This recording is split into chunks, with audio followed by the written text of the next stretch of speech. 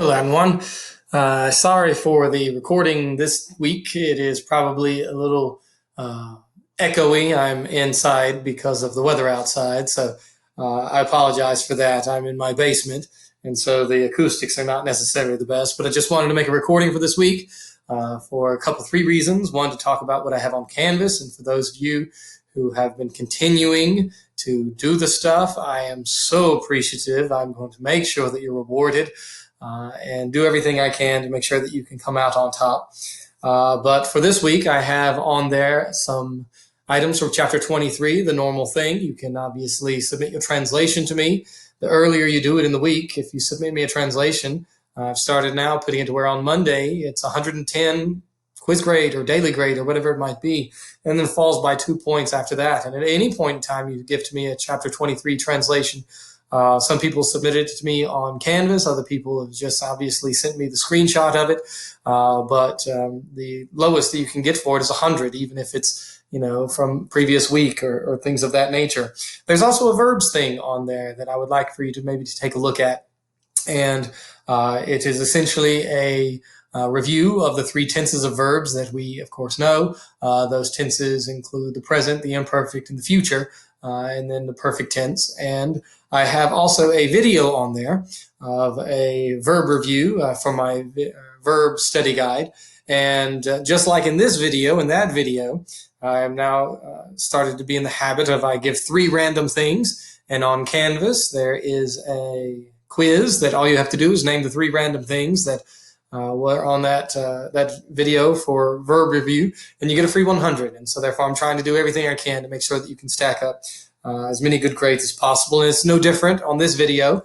I have three items. I helped my daughter with a project she had over landforms. And so there are going to be three random landforms said by me. All you have to do is that on the module, there is a quiz that which you simply go in, name the three landforms, and you'll get a free 100. And if you attempt the supplemental bonus that I'll be adding to this video as well, that grade now is going to be able to be 110, regardless of however many that you correct. A couple of things is that I finally got in the major exams, previous ones on there, and a word about that. The major exams constitute, I think, 30 or 35% of your average.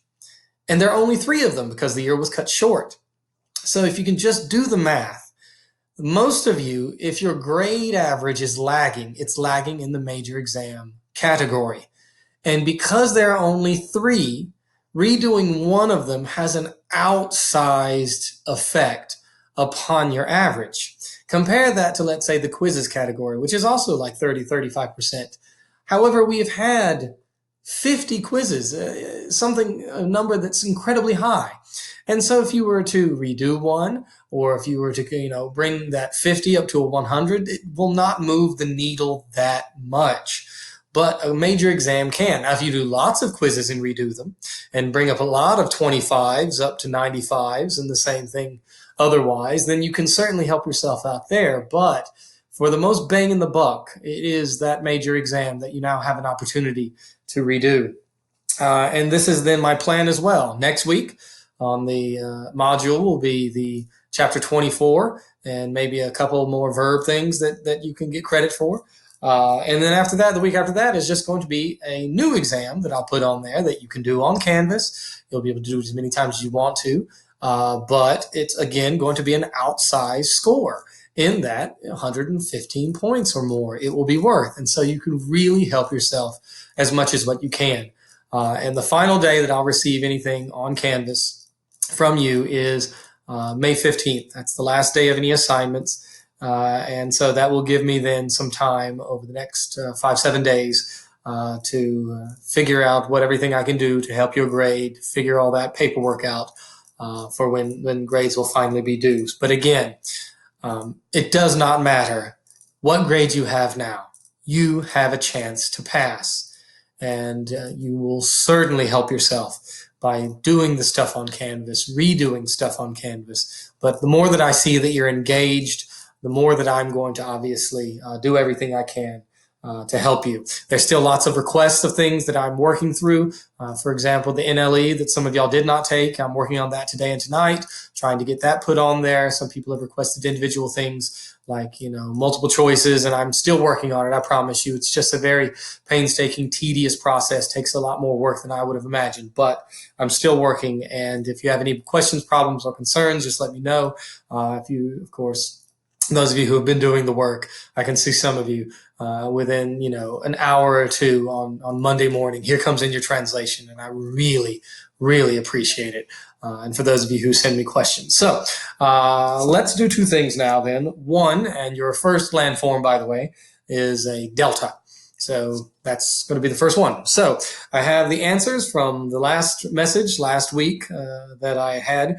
A supplemental bonus on spring. Thank you, those of you who did it and submitted it on Canvas, and that you will be doing the same thing. If you get those 3 landforms, I've already named the first one, then of course you can submit the bonus answer as well, and you can get 10 free extra points on that quiz. So quickly to go through the answers of last week.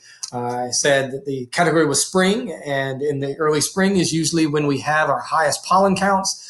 And this year it was incredibly high, the highest day, and you had to get within 50% of it. And it was actually around 9,000. That was the number. I don't know the exact one. I have to go back and look, but at the end of March, there was a really, really high one. Number 2, I asked you what primavera, Italian for spring, was, and that is literally first green, prima first, and vera green. And so that makes plenty of sense when the first green starts coming on in the spring. Number 3, I asked us at the very beginning of the school, we were going through English, and I said, Juan dat April with the sure suit. And we talked about how language changes over time, and that is either name of the work or the author. Canterbury Tales by Chaucer, Geoffrey Chaucer, is your answer there. Next was number 4. I said, what would I be a part of if I were taking part in the Seder? And that's the meal of Passover. So you'd be taking part in Passover. Number 5, on a Saturday night in early spring, what can you guarantee ABC will show is a 4-hour movie, and that is The 10 Commandments. It's a biblical epic from the director Cecil B. DeMille. Number 6, I said, what was the animal that was the bane of my existence, often confused with another animal from which Dumbledore gets his name? Well, Dumbledore is from the Latin that implies a bumblebee, because he buzzes about Hogwarts. And so the animal that I hate that is is a carpenter bee. I think one person submitted woodworker bee, which I'll take. That's another term for it. It's like calling a puma a cougar. It's the same thing. Number 7, I ask any state that contained a part of the Ogallala Aquifer. It's centered in Nebraska, but it stretches all south throughout that area, all the way down to Texas. And so if you put any one of those, I'd have to go back and look specifically at the map, at the states it all covers, but it's really centered in Nebraska. Number 8, I talked about springs. What would be the name of the man whose law gives us the typical spring law? And it's hook. I talked about a treble was a variety of this. That's a fishing hook. Dustin Hoffman played the titular character in the movie Hook, and he was Captain Hook, antagonist to the protagonist, Robin Williams' Peter Pan, who had grown up. And then the part of a song, the hook, is the part of the song that really kind of brings you into it and makes the song, exciting to you. Number 9, I talked about spring in the Mamertine prison. That, of course, according to tradition, Peter was held there and a spring became bubbling up. And what was the purpose of it? Well, it wasn't for washing, it wasn't for drinking, it was for actually to allow Peter to baptize the other prisoners that were in there. So baptism was the answer there. And then finally, Alexander Pope, who I messed up the work from which the line comes. It's Essay on Man, I think. What springs eternal in the human breast? And that, of course, is hope. So thanks to you who, of course, answered the questions. I think it was fruits and got the free 100. And then by answering the bonus was, of course, 10 points on top of that. But now we have my new supplemental bonus that I have for this week. And it's all about all the things that I've been cooking and eating since in the isolation. Very rarely have we had any takeout that we go and get. So I've been cooking a lot of meals. And so you get a little bit of insight of what I've been eating and maybe learn something interesting. So earlier this week, I made a dish that I had never made before. It was called chicken piccata. And it involves a certain fruit that you will use and also capers. Capers are these teeny tiny little flowers. They're about that big. and they are pickled, so you can usually find them in the pickle section, and they give off an aroma and a flavor of that same fruit that I use. So what is the fruit that little capers sometimes will give off an aroma of? Number two, tonight actually, we're going to be eating BLTs, bacon, lettuce, and tomato. From what part of the pig specifically does bacon come? So, for example, if I were to ask about the, let's say, a Boston butt that you were going to smoke or roast or whatever it might be, so where did that come from? You would say the shoulder of the pig. But where, of course, will I find bacon? Number three, earlier this week or last week, I don't know about you, but they seem to run together. We had a recipe from my grandmother called beef stroganoff. So, with what nation is beef stroganoff most associated? If I had said we had made goulash, the answer would be Hungarian goulash. But what is the nation for stroganoff? Number four, I'm very fond, and when we eat pasta, to grill some chicken and then to, of course, combine it with angel hair pasta and pesto. Pesto is a simple ingredient or simple item made of 3 ingredients: olive oil, basil, and what kind of nut? What kind of nut do you use in order to make pesto that I like very much? Number five, we've had a dish that I made a couple times during the isolation. The only time I've ever eaten it outside of home has been at Waffle House. And in the year 2000, the rap duo Outkast had an album called Stankonia, and on it was a track called So Fresh and So Clean. And my daughter is quite the fan, not of Outkast, but of this meal, of this item that we eat. And so she'll go around singing that song, the line from the song, in which also 2 items are mentioned, Gator Belts and Monte Carlos. So what is the one item missing from that line of So Fresh and So Clean that we have eaten and my daughter is quite the fan of? Number 6, I made from scratch earlier an item called challah, which is traditionally eaten on the first night after Passover. And so specifically, what did I make if I made some challah? It looked really cool when I made it as well. Number 7, we have eaten an item a couple of times that is known as cordon bleu, which involves stuffing with 2 items. And so what are the 2 items usually the stuffing in anything that you are making known as cordon bleu? Number 8, we did eat takeout a week or 2 back, in which the restaurant was of a particular nationality, or the food of a particular nationality. And I would argue that for food of this variety, the most noted that an American would say is the food associated with this nationality, we would kimchi. So what is the nationality of the kind of restaurant? Number 9, believe it or not, on the quarantine or the social distancing since we've been out of school, at least face to face, I've eaten the exact same thing for every weekday lunch. And I do this because I'm able to make it at the beginning of the week, and that way I don't have to worry about what I'm going to eat for lunch. But it involves chickpeas. Chickpeas go by what other name? What other name? I've eaten it for lunch every single weekday.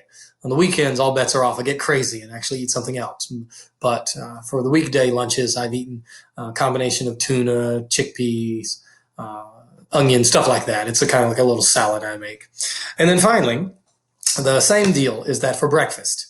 For a weekday breakfast, again, on the weekends I get wild. I might fry an egg. But on the weekdays, I've eaten the exact same thing for breakfast. And it has been just a plain bowl of oatmeal. I don't put sugar in it. I don't put butter, cinnamon, anything like that. I put one singular fruit, and it is frozen.